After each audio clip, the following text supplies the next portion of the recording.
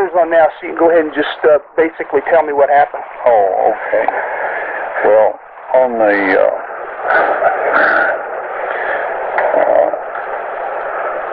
excavation there, it had, for the Ark of the Covenant. Primarily, I was interested in just the Ark of the Covenant. Yes. And as I did the excavation down the cliff face, we ran into cutouts and we ran into crossholes in the bottom of this ancient quarry that showed that this was a crucifixion and execution spot. The Romans crucified people there, of course. The Jews, because of some of their special arrangements with the Romans, they basically stoned people there, and Stephen is one of the examples of what took place there. Yes. And so anyway, once we found that place, I knew that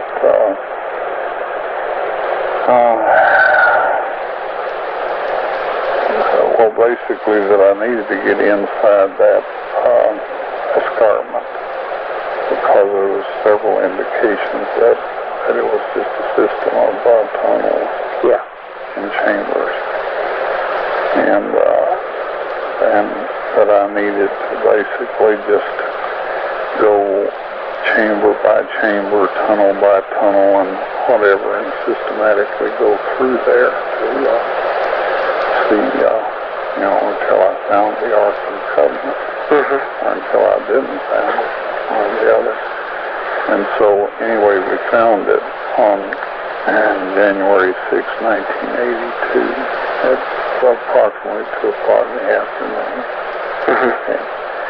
And so, when I found it, it was in a situation that I had not anticipated or expected. That was, it was in a chamber that was totally filled with what appeared to be debris. Right. And what turned out to be basically a bunch of materials, furnishings of the first temple, covered first by animal skin, and then that covered by boards, and then these covered by stone, just whatever they could get their hands on looked like. Looked like it had been done in a hurry. Looked like they just grabbed everything, whatever they could get to fill this place. And I was still a little fuzzy on why that would be done, but I don't seem to, to know everything about when God does something. I do know it's done just perfectly so. But on the occasion of my fourth visit in to the area, I was going to make another attempt at getting some video footage. Get some what? I was going to make an attempt at getting some video footage. Oh, okay. And to that time, I have not had any success with any kind of reproduction. That attempt that I made, I included Polaroid cameras, 35mm cameras, and VHS camera video system. So anyway, I went into the chamber, and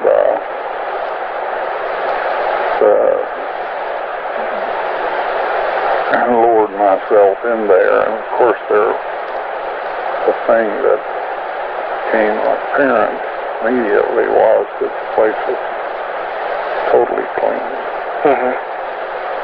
Somebody had done what I had decided that I was going to have to do, and that was to clean all the debris and everything out. Now, I guess I should say a couple words here. The Ark of the Covenant was not covered in all this debris like everything else was. It was in a separate container. A thin wall, stone box. And this extended from the floor, which I didn't know at the time, the dimensions or whatever. But anyway, the box extended up to within approximately 3 inches of the ceiling. Was it sitting on top of something else? Well, the fact of the matter was, Bill, that I never did get in there and measure everything. And so I really don't know. Okay. Looking back on it, I would have had to have been there when the cleanup took place in order to know all of that, and I simply was not there. And but anyway, the Ark of the Covenant, the mercy seat, was set in a manner under the crack that came down, extended down from the crucifixion side above, so that the blood went on the top of the mercy seat. Right. Right. And then, anyway, when it was all cleaned up, situated, and positioned, it was still appeared to be in that very same position, even though it was no longer in the box.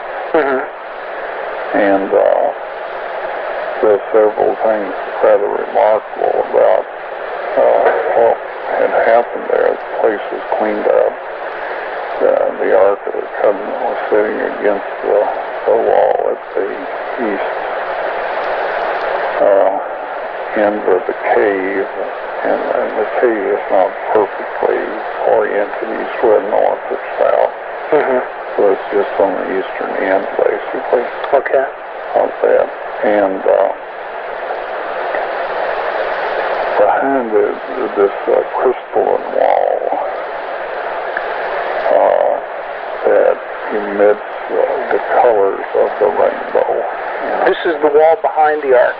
That's correct. Okay. Vertical wall. Now, the Ark was facing you if you were standing looking at it, is that correct?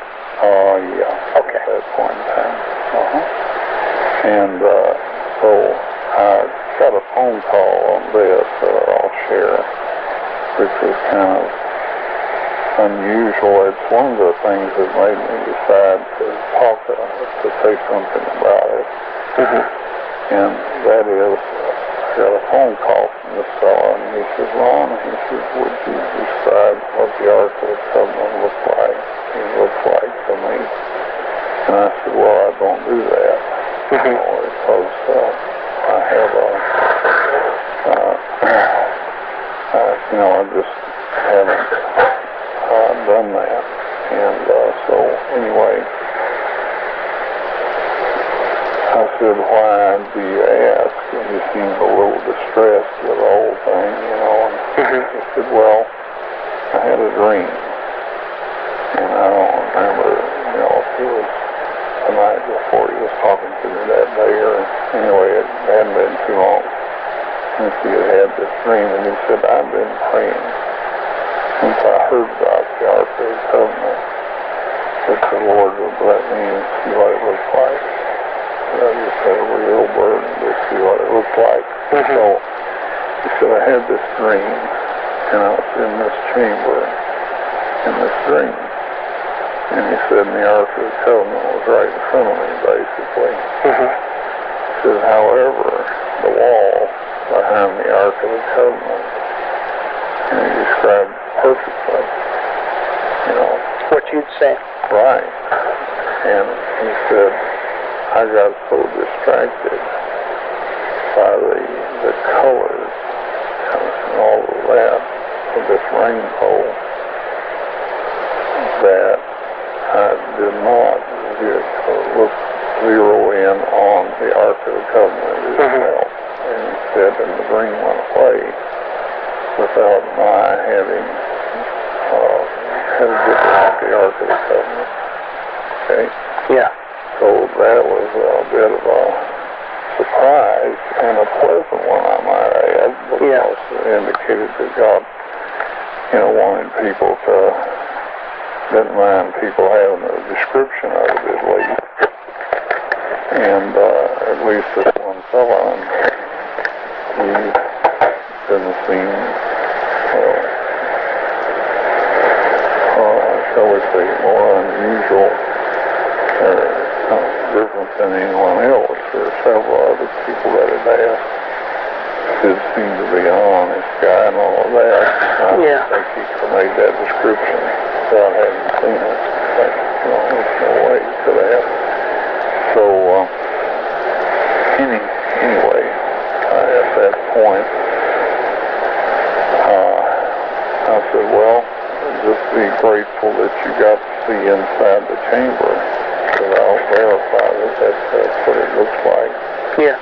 But then I said, I guess we probably ought to do something to give a general idea of what the Ark of the Covenant looked like. So at that time, I decided to get Jim from Copier to work me up something, Right. And so, anyway, back to the experience of when I got in there.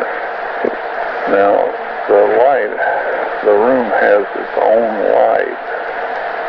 Since I made that entrance in, but it didn't happen until I had gotten inside the chamber and was standing on the floor of the chamber. I did all my getting in the dark. And so when things kind of lighted up, I was really shocked by what I saw.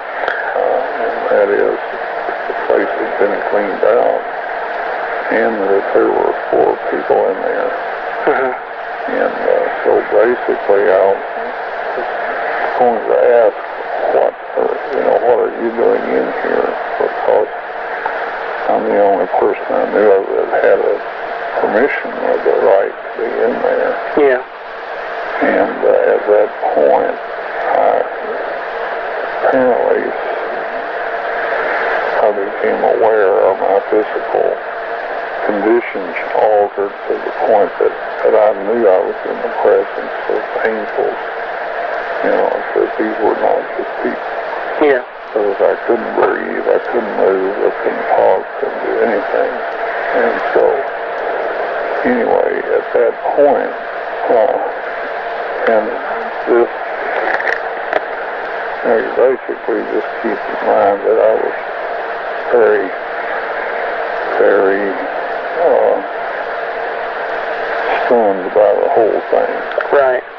So one angel talked to me and briefly said that they had been watching over the Ark of the Covenant ever since Moses had put the tablestone in there. And that God wanted everyone to see this. Yeah. At a particular time. And so anyway, he told me to set up my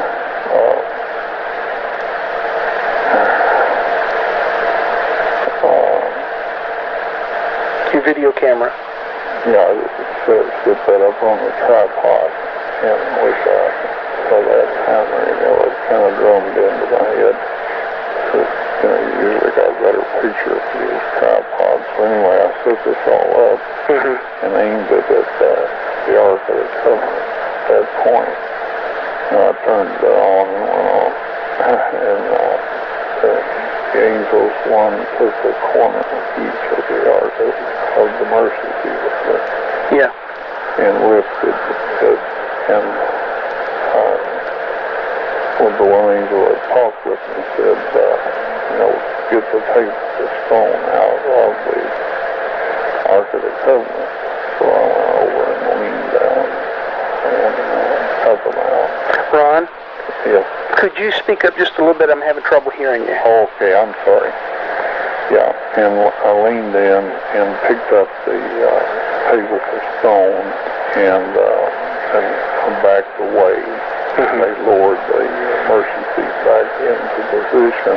Okay.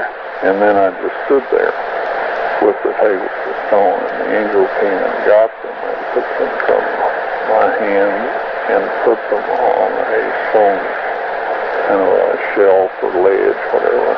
Right there next to the wall. Right, part of the wall near the exit. The original exit? Yeah. So that would be, I guess, on the south side? Okay. South side of the... And so, anyway, now, let me ask you a question here. Okay. Because when you told me this before, you told me, you took the tables of stone out. Yeah. And then the angel told you something about the tables of stone. Yeah, it told me that it had to do with when these were to be shown the world. Right. Two things were stated. One, that if I was faithful, I'd have the privilege of sharing this. The second was that when the mark of the beast law was enforced, that shortly after that was when Okay. it would take place. And here is a little bit of a conundrum. It wasn't stated mark of the beast law, it was stated on the Sunday law.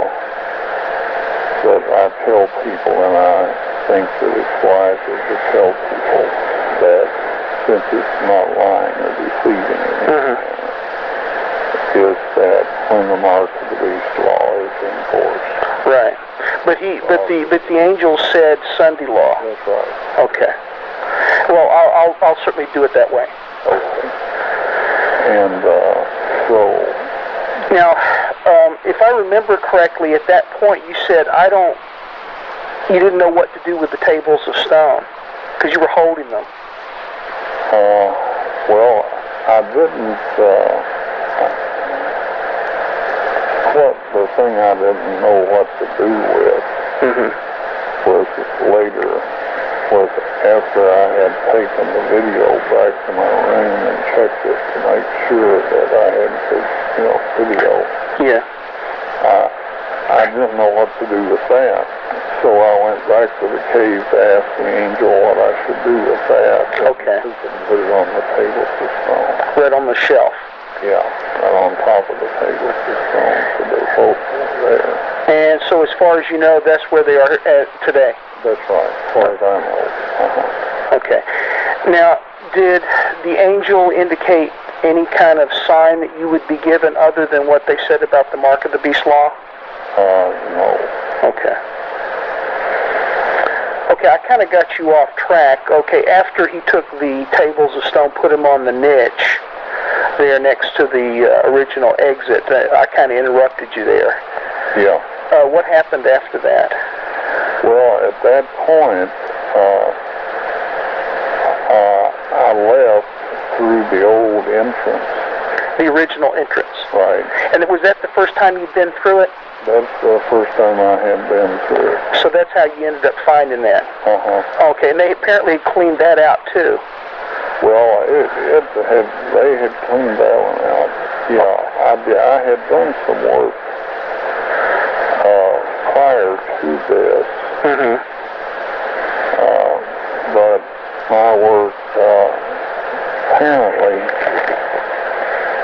well, just to be perfectly honest, this whole system, if they want you to see it and get through it, it's easy.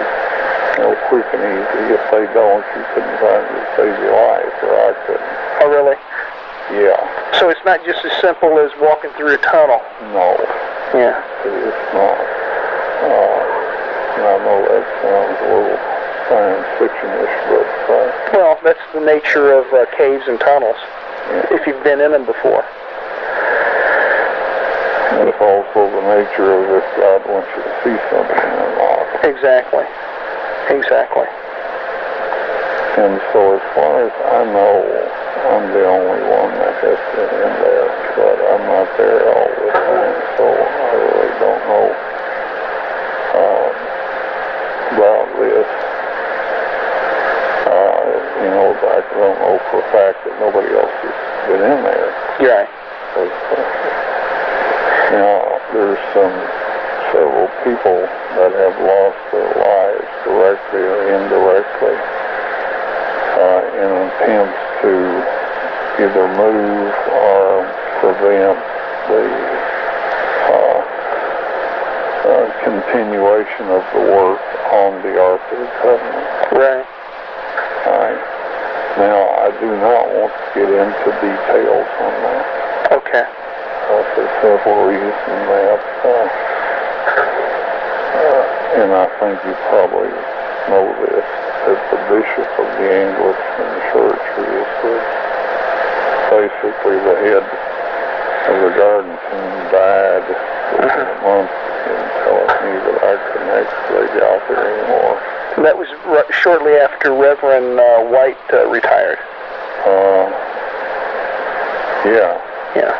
And so anyway, there's a whole bunch of people that, I didn't say that. I never said that he died because of that to anybody. I didn't verbalize it.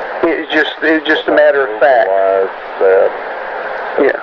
There had been people that had died, and they put two and two together because, working there, they were got the order for me not to be able to do anything anymore. When they got that rescinded after this fellow died. Right. So, of course, they put all that together. Yeah. I don't know that it's really be necessary to address that aspect of it, because nobody right now is asking about that. Okay. The only other thing, I beg your pardon? Maybe we ought to just skip that. Yeah.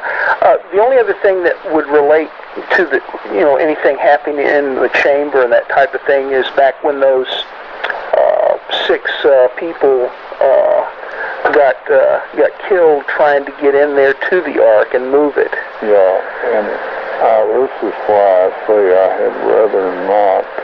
Okay. Because I know you told me that story, but okay, well that's fine if you don't want to go into that.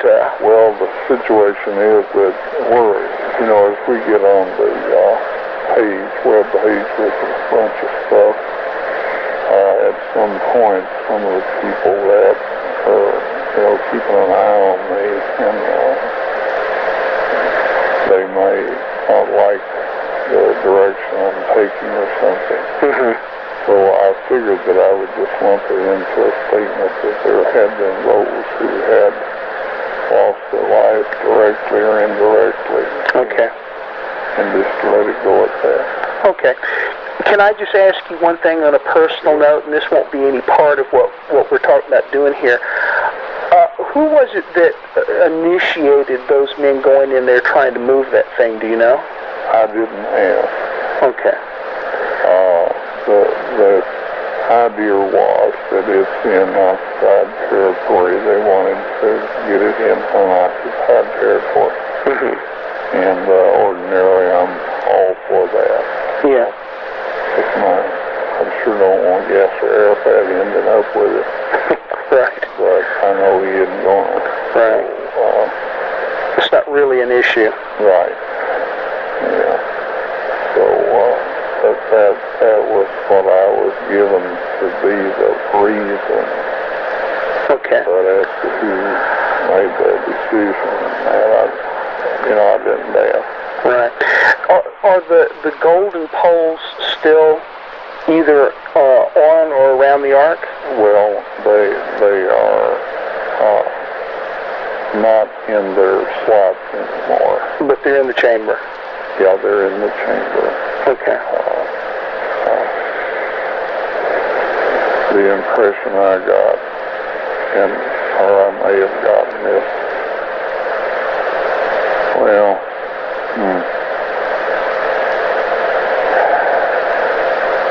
I came out of there with, I think, a lot more information in my head than was verbalized by the angel.